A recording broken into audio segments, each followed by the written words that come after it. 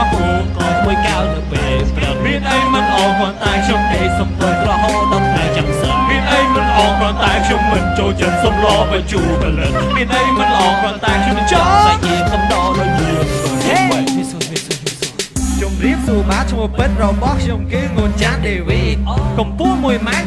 រមិនសូវហឺហាកាលីតែមុខក៏មិនអន់ពេកដែរមិនល្មមឲ្យស្រីលងស្នេហ៍មកពីទេរបស់ brand បើសិនជា one stand ហើយយើងធ្វើជា best friend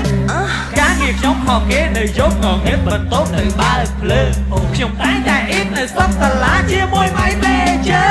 ចាំរួមនឹងធំលេងថប់ញ៉ាំបាយកញ្ចក់អាហ្នឹងហើយកម្មយើងព្រោះតែខ្ញុំចាំបីតែខ្ញុំខំប្រកាសមកថ្មីនិយាយត្រង់មកមិនដឹងលាក់ធ្វើអី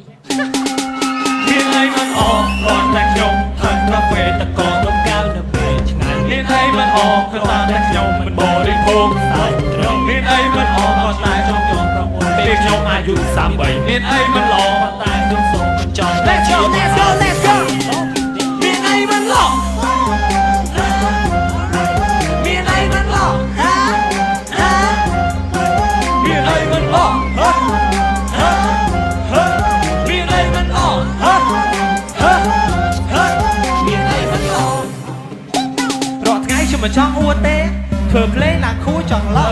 ចុចនេះចុចនោះដាក់នេះដាក់នោះរហូតដល់បានមកបោះហើយអ្នកស្ដាប់យល់អារម្មណ៍គេ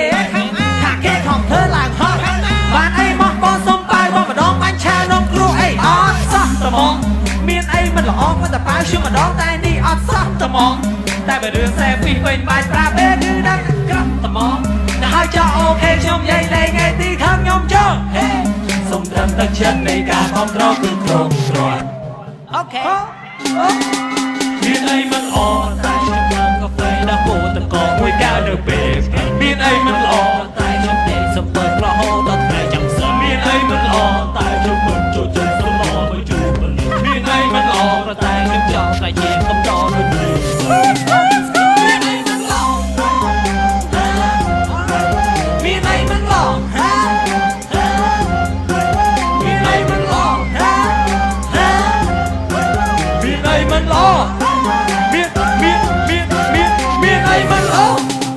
មានអីមិនល្អគាត់តែខ្ញុំផឹកកាហ្វេដល់គោតកមួយកែវនៅពេលមានអីមិនល្អតែខ្ញុំនៅកំពុងរហូតដល់ថ្ងៃចាំមានអីមិនល្អគាត់តែខ្ញុំមិនចូលចិត្តសំឡមកជួយ